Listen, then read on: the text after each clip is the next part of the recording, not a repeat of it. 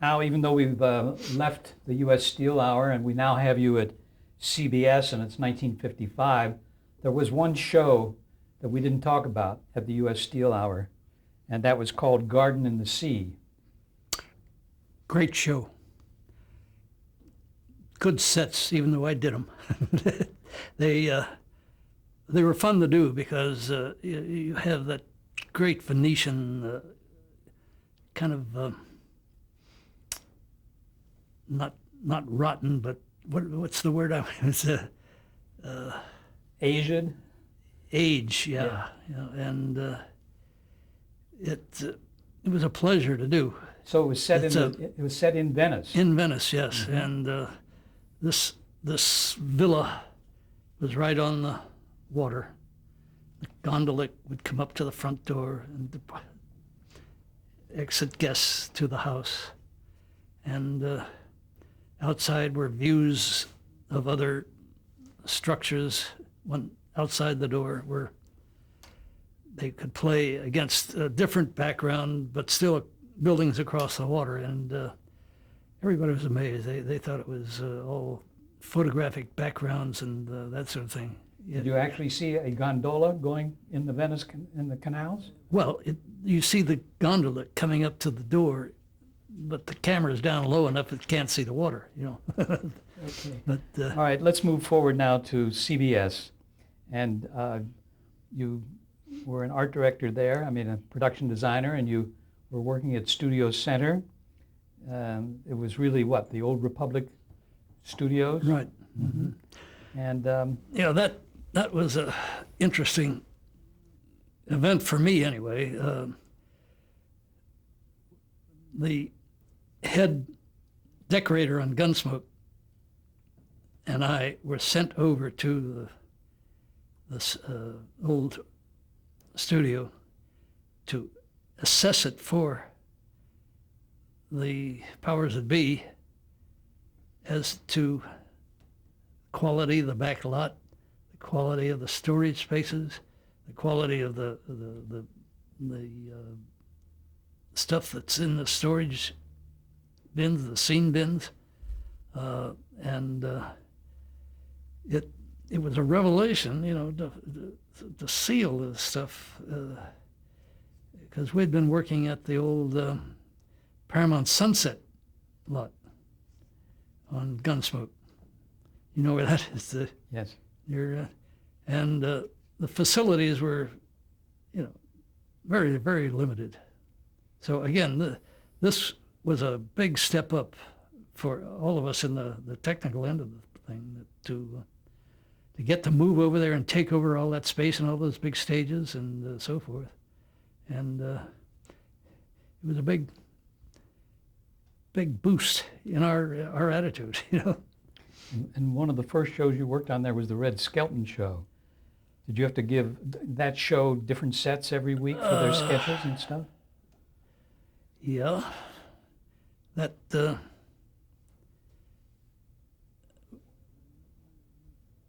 was a pretty complicated show, believe it or not. You know, no, the Red Skelton show I worked at CBS. Yes, we're talking about CBS now. No, the CBS. They have Studio Center. Live Television City. Live TV, yeah. Skelton, as far as I know, never made any film No, shows. Yeah. no. But what were the challenges on that show, on the Red Skelton show?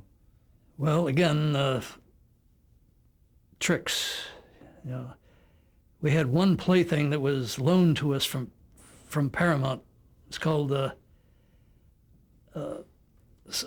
Ultrascope or something like that. A device where you could put in a photograph in it and maybe cut out parts of the photograph and see through to a real set beyond the photograph and have it all look like one set, like, you know, looking through an arch to a busy street. You have the whole foreground on the photograph, just a regular black and white photograph stuck in the thing, and it put the whole picture into one picture frame. Was that the process called rotoscope? No, that's Wasn't not rotoscope. rotoscope. No, this was all, the camera drives up to this big box, and Photograph. there's this photograph right on the screen. All the elements are put together while he's photographing it. Neat. What about the Johnny Carson show? Did you work with him at all closely? Well, that was at the local station up the street. That was a little Summer replacement show? summer replacement stuff sort of thing, you know. That's what I thought. Musical numbers, and but each song or dance had to have its own set piece, so it was a lot of work. Did you get to work with him closely at all? No, Uh-huh. no, he was very distant. Do you remember who any of the producers were on that Red Skelton hour? Oh, Red Skelton, Yeah. I It should. was Seymour Burns, I know. Was the Seymour director. Burns, yeah, he was the big guy, yeah. Mhm. And was Skelton easy to work with? Yeah, Mhm. very funny man. I mean, he kept the whole crew in stitches all the time. Now, you started to talk about Climax, the CBS dramatic series. Uh-huh. Did you do a number of episodes of Yeah, that? the first one was the, here we go again,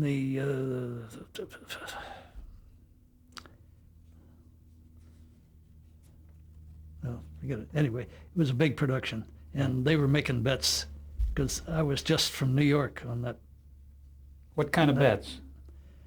it was going to be a bomb. But they were fooled. It was a good production. It was the thing with the Was it Dr. Jekyll and Mr. Dr. Hyde? Jekyll and the Hyde. Yeah. Yes, That's, okay. Golly, thank you. I had a little help. Now, Martin Manulis was the producer. Tell us about him. Gentleman, very nice man, and very easy to work with. He's let you know exactly what he expected and what he thought he could do and what he thought he could afford. And was always very appreciative. I thought of He had a what good people do for him. Yeah. he had a good theatrical sense, huh? Oh yeah. Mhm. Yeah. One of the other shows you did on Climax was the Circular Staircase. That was directed by Ralph Nelson, who was a big director. Well, I worked with Ralph Nelson back east on U.S. Steel and all those other ones. Mhm. And he eventually came out and started doing those. And he did a lot of Playhouse 90s also, You won an Emmy, and I must touch on that, in 1956. What was that for? That's the Requiem? Requiem for Heavyweight, with That was a boxing story, wasn't it? yeah. Mm-hmm. We had a whole, that was a neat problem because they had a scene where they're walking down the corridor from the dressing rooms in this basement-like corridor, upstairs and down again, out of sight, as if they're going into the ring with all these people cheering. Well, that's pretty hard to do with a black curtain and some lights, But we managed to get enough levels of different heights to have heads up in the shot of him after they're disappearing down these stairs and disappearing completely while the audience is making noises and cheering and yelling, but you could see the lights from the above the ring and all that sort of thing, and it worked. It was a very well. Also, there was one trick on there that I don't know whether anybody else do it, but we had one shot where they had to have a particular point of view of people coming around a corner.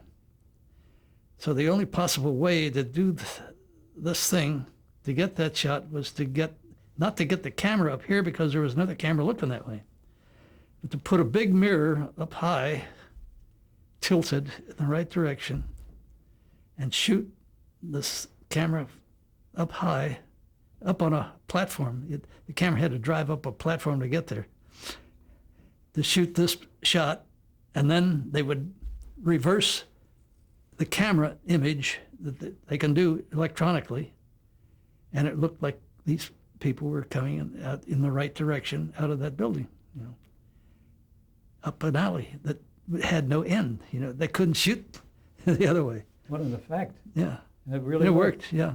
I should mention that Requiem for a Heavyweight was like one of your early shows that you did on Playhouse 90, which Yeah. you That was the first show I did in Playhouse 90. That was It was the first 1950. big show I did out here, Okay, that was 1956, and what a show. and the only Emmy I got. Yeah. What other kind of challenges did you have on that particular episode, that segment, Requiem? The rest of it was pretty straightforward. We had a railroad car, which the action out the windows was at night and could be done with lights flashing by and all that. But we had to build a car, and there wasn't any rentable thing without wheels. How did they get the sense of movement with just lights outside the car? The lights moving. How did they do that? The lights moving. The lights move? Yeah. I see. And so you feel like the car itself is moving. He's going the other way, yeah. Mm-hmm. Mm-hmm. Some of the other things you did on Playhouse 90 were outstanding. The Miracle Worker. Did you work on that show? that was Hiller, was it? Arthur Penn directed. Arthur Penn, Mhm. yes. Hiller did a lot of those too. But no, The Miracle Worker was a fine show. But that was a straightforward set building job. 2 houses and a yard and a couple of interiors and so forth. And the pump. And the she pump. was pumping yeah. water. Well, they do that every day of the year. What about, let's not overlook the Miracle Worker, though. No, of course, that's what we're talking about now, is the Miracle Worker. And were there any other challenges on that you had? No, as I say, everything was pretty straightforward about that, Uh-huh. and the actors. That was an actor show, not a scenic Right. show. Yeah. So it was not as difficult as some of the previous shows you had No, done? I mean a straightforward late 19th century houses, and kind of stuff I grew up with in Cincinnati. And what studio did you do that in at CBS? Do you remember? It was in the main The main studio? studio. Yeah. Mm-hmm. And how much time did you have to do each episode? Did you do it every week, or did you alternate with somebody? Sometimes I would have 2 in a row, sometimes 3 in a row, and then I think Bob Lee, the head of the art department at Studio Center there, not Studio Center, but Studio City, did several, and And it was a lot easier there because you could take your sets right from yeah, and the Dick shop. Hammond, the name I gave him, I did several of them, I'm pretty sure. You could take the sets right from the shop to the studio, which was nearby. Right? Yeah, in pieces, yeah. That's the place where we had to go to the 3rd floor to shop for the flats. I want these flats, I want 6 of those, I want 10 of those. And I don't want that door because it's busted. And then they'd ship them down the stage, they'd be assembled and the details added and then painted and dressed. Still fighting the canvas wall thing, but usually got away with it. You mean you got away with building them out of canvas? Well, those stock walls at Studio Center, City, Center and City are 2 different places. Their stock always built flats. It was a stage technique. They hadn't gotten into the film technique yet. So they were still making them of canvas? Yeah. Let's talk about some of the directors there. Do you remember Vincent Donahue? Oh yes. Yeah. He was quite a brilliant director, wasn't he? Yes. He's very good. Yeah. And Well, I think he did that Garden in the Sea. That's right. Yeah. Yeah. And of course, you mentioned Ralph Nelson and Arthur Penn. Oh, great. Paul Nichol was another Yeah, director. good director. Yeah. Arthur Hiller. Oh, fine director. Yeah. Yeah. And later went on to make. Yeah, they all went on to make movies. Yeah. Make big movies. Well, that must have been a great experience for you working on Playhouse 90, even though it wasn't. It was. Even though Yeah. it wasn't Yeah. perhaps as big a challenge as some of those early days. Yeah.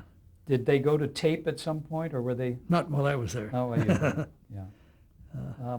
What about The Great Gatsby? Do you remember that? Not really. You don't? Okay. I was trying to look in my notes and see.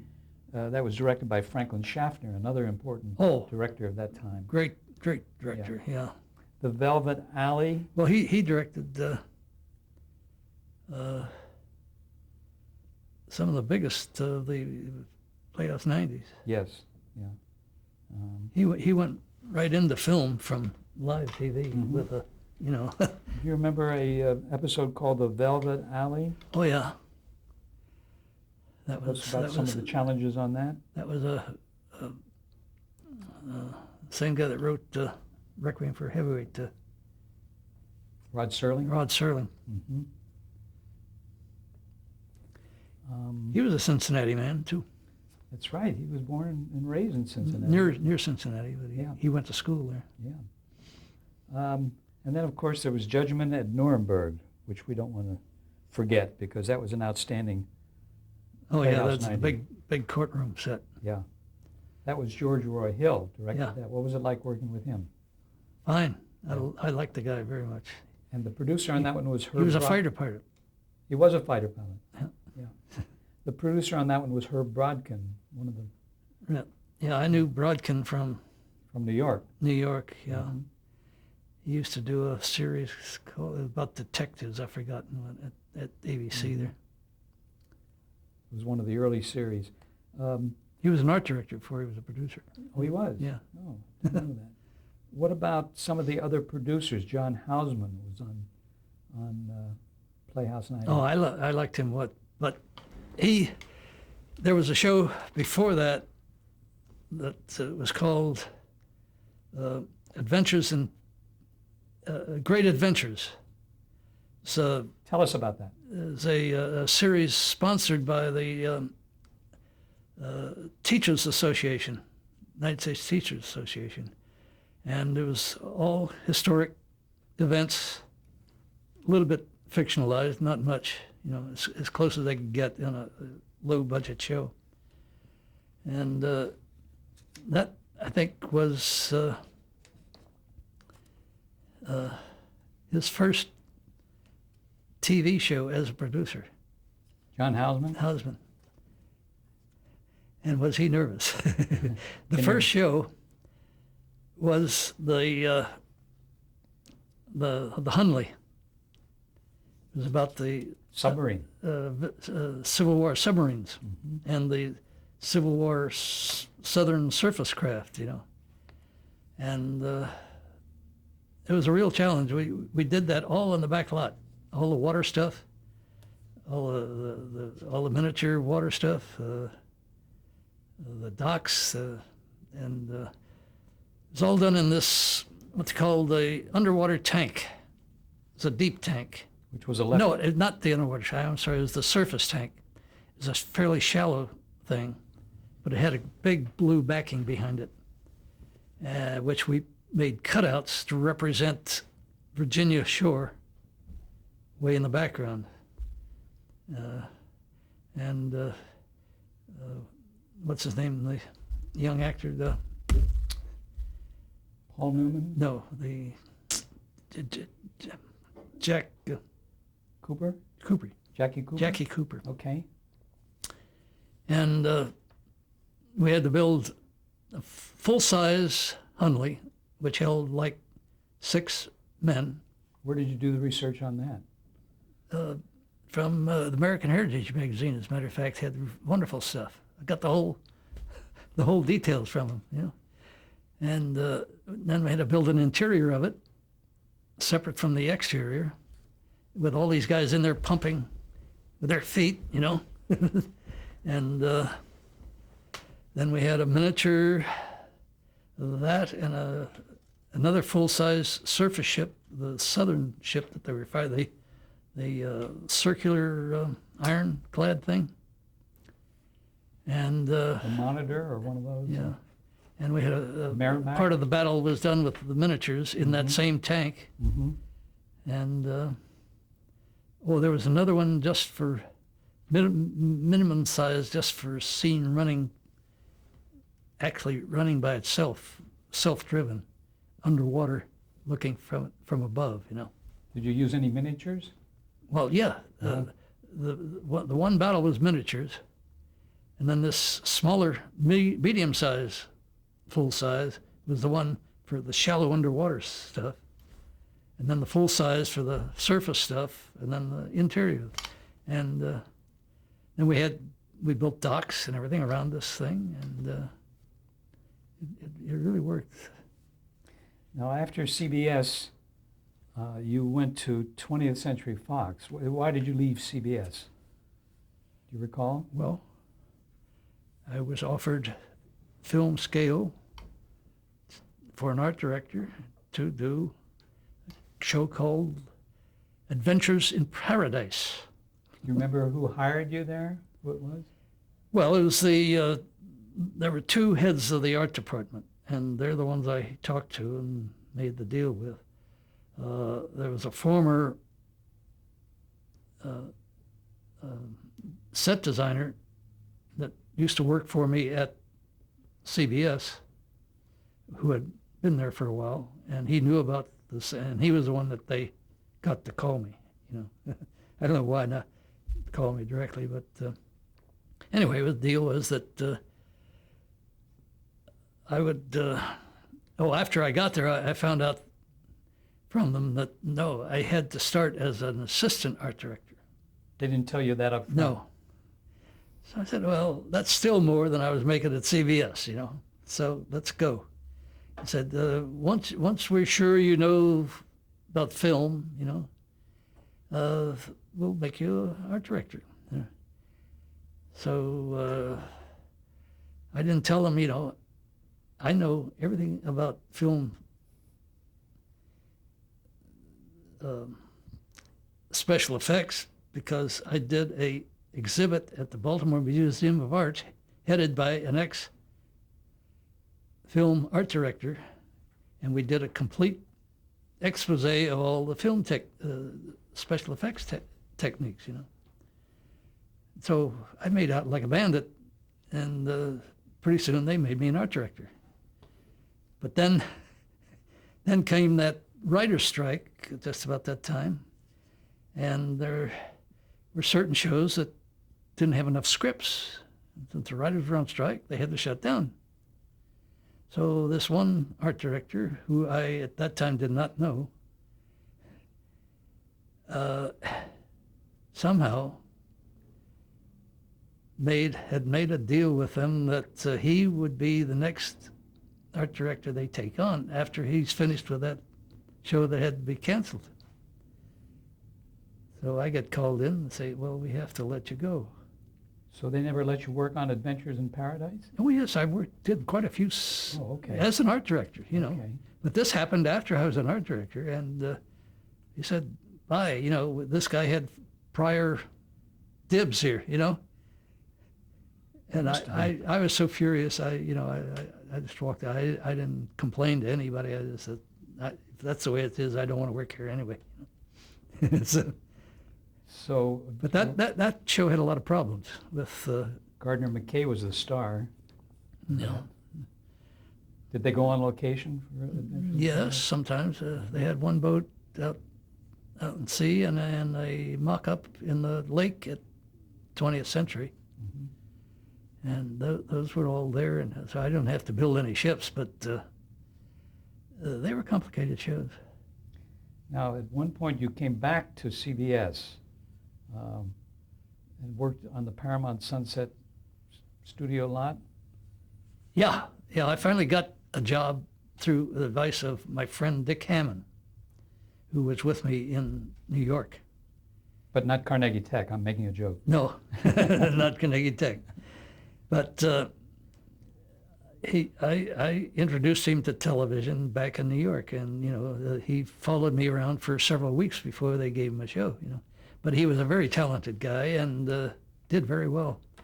And he was out here at that time, and he was working with CBS and left them and went to work for Paramount for Bonanza. Or no, the what's the one with the three horses? Was it a Western? Western? Wasn't Bonanza? No. We'll find it. Anyway, he was working that show, Uh-huh. and he'd heard about this show that was. Oh, I know what you're thinking of. Have Gun Will Travel. Had Gun with Traveled, right? Yes. Yes. So I went over to Paramount Sunset and talked to the people. It was the